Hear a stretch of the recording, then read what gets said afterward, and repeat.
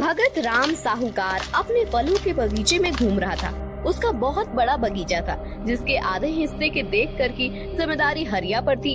हरिया भी भगत राम के साथ ही था। अरे वाह हरिया, तूने तो सच में बहुत मेहनत की है। मेरे इस बगीचे पर हर एक पेड़ रसीले फलों से भर गया है। आपकी मेहरबानी सरकार, जो आप गरीब की वाहवाही कर रहे हैं। ये भगत राम ऐसे ही किसी की वाहवाही नहीं करता।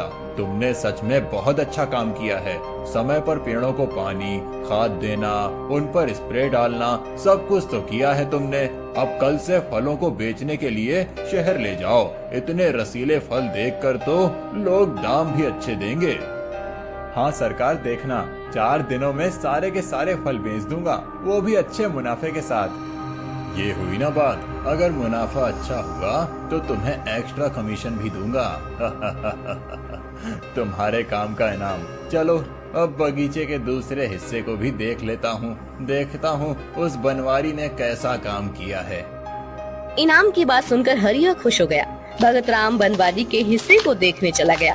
बनवारी के हिस्से के बगीचे में कुछ खास फल नहीं थे। अरे बनवारी, ये क्या, कुछ काम करते हो कि नहीं बगीचे में, या सिर्फ सोए पड़े रहते हो?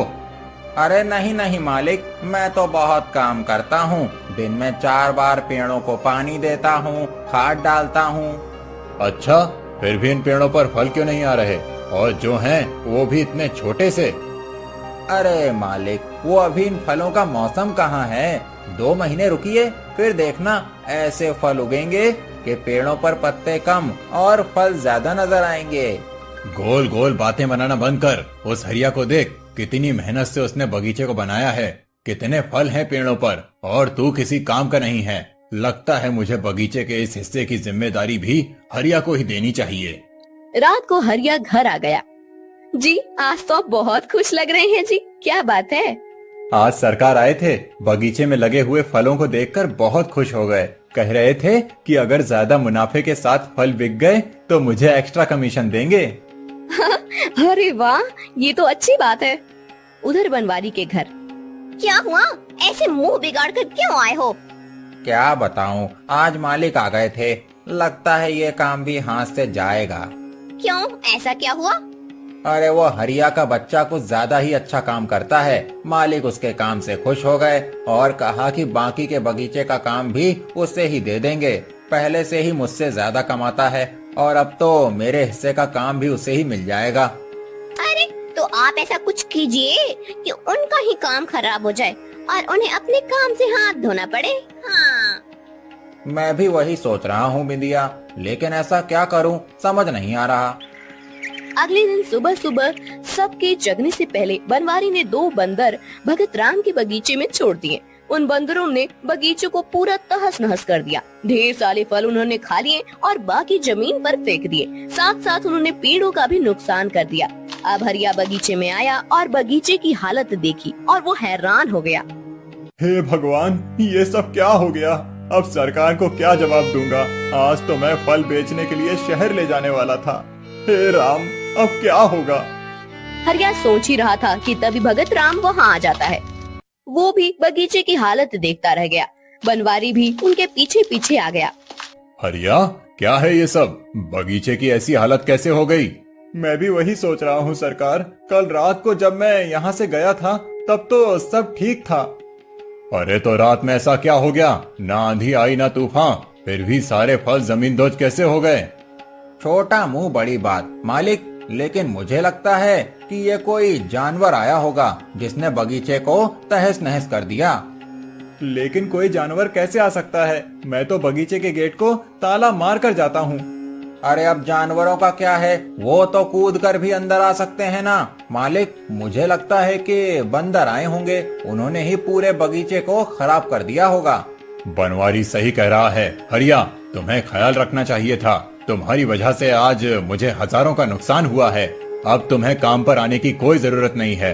मैं किसी और को काम पर रख लूंगा। बनवारी, उस हिस्से के बगीचे की कैसी हालत है? चलो देखते हैं। बनवारी और भगत राम इस हिस्से में आकर देखने लगे। बंदरों ने इस हिस्से को भी नहीं छोड़ा था। हाय, मेरे पूरे बगीचे का सत्यानाश हो गया। अरे बनवारी, तूने भी ध्यान नहीं दिया था क्या? मालिक, मैं भी रात को घर गया था, तब सब कुछ ठीक था। अब बंदर तो बंदर ही होते हैं, जहाँ भी जाते हैं तबाही मचाते हैं। जाओ, कल से तुम्हें भी काम पर आने की जरूरत नहीं है। हरिया के साथ अब बनवारी का भी काम छूट गया था। हरिया के घर। क्या हुआ जी, आप तो बड़ी जल्दी आ गए, आपको तो शहर जाना था ना। अब शहर जाने का कोई मतलब नहीं है। जब फल ही नहीं रहे तो शहर लेकर क्या जाऊंगा। मतलब? पता नहीं तारा कैसे, लेकिन बंदर घुस आए थे बगीचे में, पूरे बगीचे को तहस नहस कर दिया। एक फल भी नहीं बचा है। हे भगवान, ये कैसी मुसीबत आ गई। कहाँ सोचा था कि महीने के पगार के साथ कमीशन भी मिलेगा, और यहाँ तो पगार ही नहीं रहा। हाँ तारा, सरकार ने मुझे काम से निकाल दिया है। अब आगे क्या करेंगे ये सोचकर मेरा सर फटा जा रहा है। आप ज्यादा मत सोचिए। अरे ये नौकरी चली गई तो क्या हुआ, हम दोनों मिलकर कुछ न कुछ कर लेंगे। बनवारी बहुत खुश होकर अपने घर आया। अपनी नौकरी चली गई, इसके दुख से ज्यादा हरिया की नौकरी जाने की बनवारी को ज्यादा खुशी हो रही थी। बिंदिया, हमारी तरकीब काम आ गई। हरिया की नौकरी चली गई। अरे उन बंदरों ने तो पूरे बगीचे में ऐसी तबाही मचाई कि पूछो मत। पूरे बगीचे में? मतलब आपके हिस्से में भी? हाँ, अब बंदर को क्या पता कि सिर्फ हरिया के हिस्से में तबाही मचानी थी। उन्होंने मेरे वाले हिस्से में भी नुकसान कर दिया। मतलब आपकी भी नौकरी गई? अरे नौकरी का क्या है, एक गई तो दूसरी मिल जाएगी। अच्छा तो ये है कि हरिया बेरोजगार हो गया। हमेशा वो भगत राम उस हरिया की वाहवाही करता था मेरे सामने।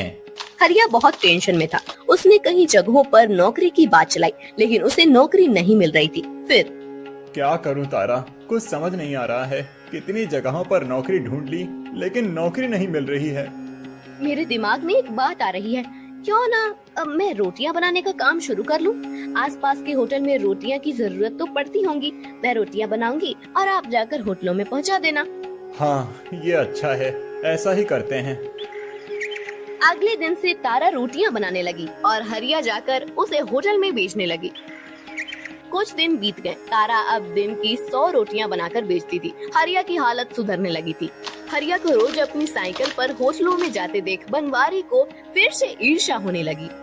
बिंदिया, तुमने देखा, कुछ दिनों से हरिया साइकिल पर बड़ी बड़ी थैलियां भरकर कुछ बेचने जाता है।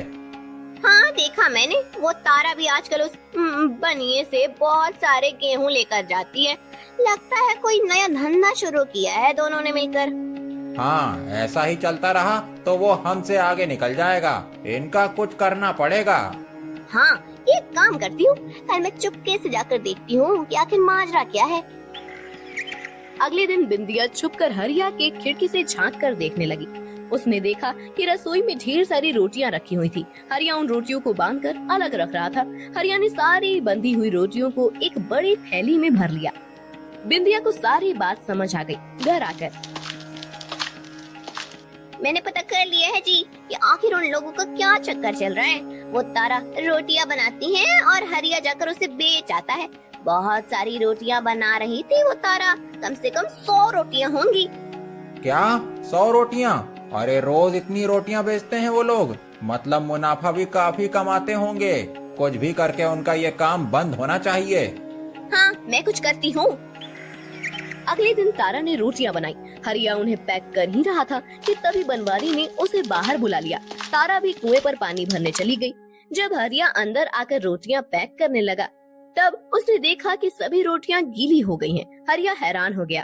तारा, ओ तारा, जल्दी आना। क्या हुआ जी? अरे ये देखो क्या हुआ है। तारा ने देखा कि रोटियां गीली हो गई हैं। ये क्या हुआ? ये सारी रोटियां भीग कैसे गई? हे भगवान, अब क्या होगा। होटलों में रोटियां पहुंचाने का समय हो रहा है और ये सब। मेरी तो समझ में नहीं आ रहा है, ये क्या हो गया, कैसे हो गया? मैं तो रोटियां बनाकर पानी भरने चली गई और आप रोटियां पैक कर रहे थे ना? हाँ, मैं पैक कर ही रहा था, लेकिन तभी बनवारी ने मुझे आवाज दी और मैं बाहर चला गया। हाँ, तभी किसी ने पीछे से आकर इन रोटियों को खराब कर दिया है। अरे वो छोड़ो, अभी ये सोचो इतनी सारी रोटियां इतने कम समय में कैसे पहुंचाऊं। आप चिंता मत कीजिए, मैं अभी फटाफट फिर से रोटियां बना देती हूँ। अरे तुम अकेले इतनी सारी रोटियां इतने कम समय में कैसे बनाओगी? एक काम करते हैं, मैं गैस पर 2 तवे रखती हूँ। मैं फटाफट रोटियां बेल दूंगी और आप सेक लेना। हरिया और तारा ने मिलकर रोटियां बनाना शुरू किया। कुछ देर के बाद रोटियां बन गईं और हरिया उन्हें पैक करके होटल में दे आया। अगले दिन फिर से बिंदिया ने चुपके से जाकर तारा की बनाई हुई सारी रोटियां खराब कर दी। तारा और हरिया ने मिलकर फिर से रोटियां बनाई। रात को आज भी हमें वापस रोटियां बनानी पड़ी। ऐसा ही चलता रहा तो मुनाफे की जगह नुकसान झेलना पड़ेगा। पता नहीं चल रहा है कि आखिर रोटियां खराब कैसे हो रही हैं। इसका तो पता मैं लगा कर रहूंगी। मेरी मेहनत पर कौन पानी फेर रहा है ये तो पता लगाना पड़ेगा। अब देखना, कल वो व्यक्ति जरूर पकड़ी जाएगी जो हमारी तरक्की से जल रही है। लेकिन तुम क्या करोगी? वो तो आपको कल पता चलेगा। अगले दिन तारा ने सभी रोटियां बना दी। फिर उसने जमीन पर तेल डाल दिया और दरवाजे के पीछे जाकर छुप गई। उसने हरिया को भी आंगन में भेज दिया। बिंदिया चुपके से आई और वो रोटियों को पानी में डुबाने जा ही रही थी कि तभी उसका पैर तेल पर से फिसल गया और हाय रे, मर गई रे, हाय रे मेरी कमर। आहा! बिंदिया अपनी कमर को पकड़कर पड़ी हुई थी। उसकी आवाज सुनकर हरिया, तारा और आसपास पड़ोसी वहाँ आ गए। अच्छा, तो वो तुम थी। मुझे तो पहले ही समझना चाहिए था। हम पर जलने वाली और कौन हो सकती है। बनवारी भी वहाँ आ गया। बनवारी, तुमने और तुम्हारी बीवी ने मिलकर हमें परेशान करने की साजिश की। कब सुधरोगे तुम लोग? तुम खुद तो कुछ नहीं करते और कोई दूसरा आगे जाए ये तुमसे देखा नहीं जाता। एक बात कह देता हूँ बनवारी, अभी तो तुम्हें छोड़ रहा हूँ, लेकिन अगर फिर से हमें परेशान करने की कोशिश की या हमारे काम में टांग अड़ाई तो सरपंच जी से तुम्हारी शिकायत करके तुम्हें इस गांव से बेदखल करवा दूंगा। हरिया की बात में बाकी सब गांव वालों ने भी हामी भरी। बुद्धिमान तारा ने अपनी होशियारी दिखाकर न सिर्फ बिंदिया को सबक सिखाया बल्कि अपना संसार भी अच्छे से चलाने लगी।